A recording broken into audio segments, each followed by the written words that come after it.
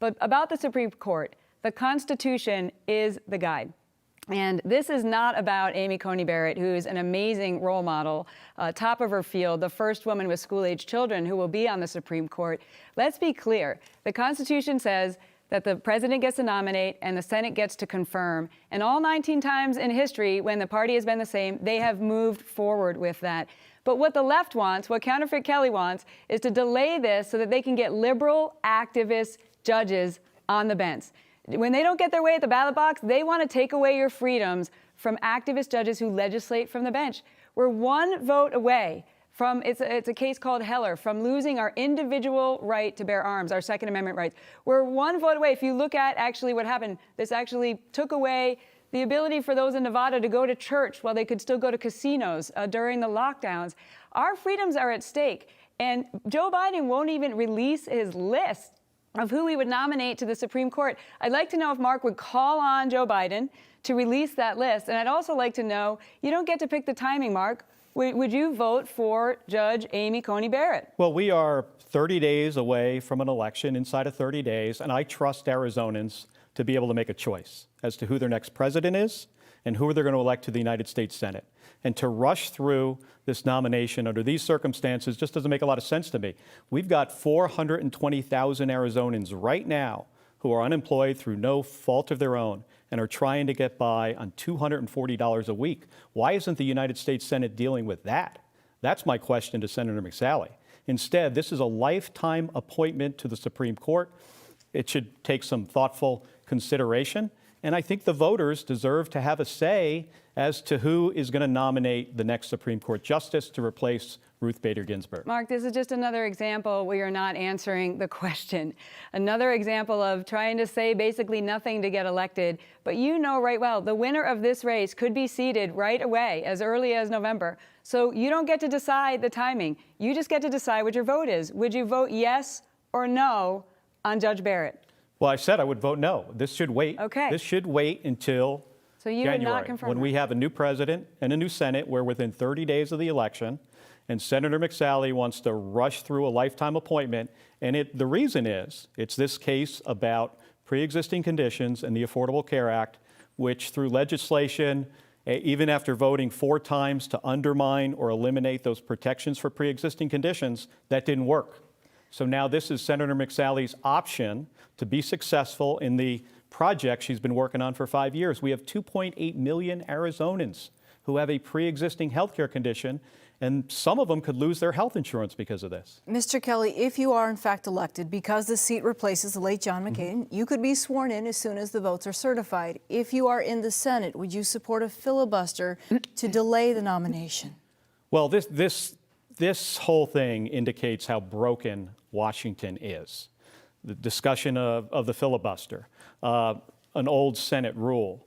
By the way, I think it's important for everybody to understand that when it came to passing a $1.9 trillion tax cut for the wealthiest Americans and big corporations that Senator McSally voted for in 2017, the Senate was okay to go to 50 votes, so they abolished the filibuster for that.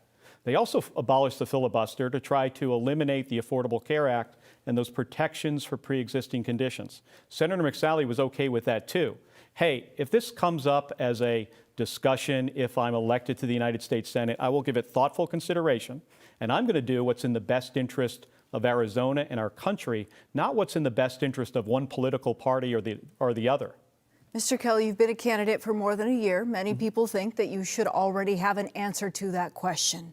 Why would you not? Would you be able to hit the ground running on day one if you're still thinking about something Absolutely. like the filibuster? I mean, we don't know if this is going to come up for even a discussion.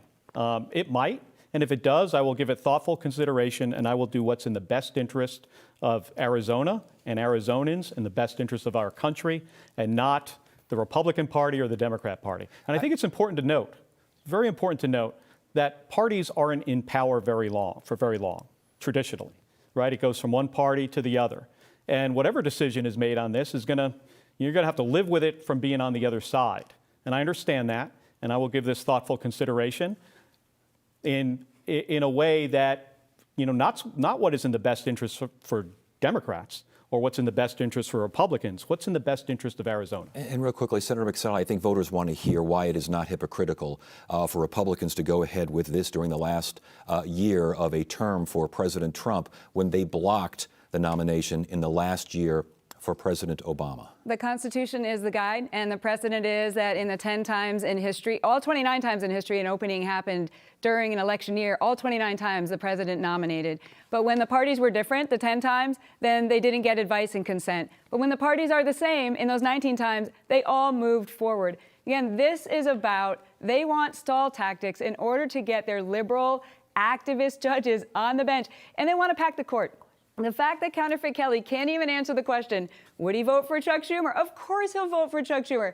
He's Chuck Schumer's star recruit. He's poured tens of millions of dollars into this race, and he said this week, we're not going to waste this majority if we get it. They're going to abolish the filibuster. He just won't answer honestly to you, Arizona. He's saying one thing here in Arizona, but he just can't because Chuck Schumer's trying to buy this election, and you're going to stop that from happening. I have a question, Mr. Kelly. Who do you need to hear from to form an opinion on the filibuster question? I'll need to hear an opinion from Arizonans. And when I make that decision, I will let Arizonans know. This is something that might not even come up for discussion. And if it does, I'll spend some time thinking about it. And I'll make a decision based on what's right for Arizona. You know, Senator McSally had this, I don't know how many people could even follow what she was talking about, you know, with these votes here. But what's simple about this is Washington is broken. And this highlights how broken it is that we're having these fights over old Senate rules. What we need to be focused on are people's health care. We've got a lot of individuals and families that have lost their health care due to this pandemic. The economy. These are the issues that Arizonans care about, not a rule in the United States Senate.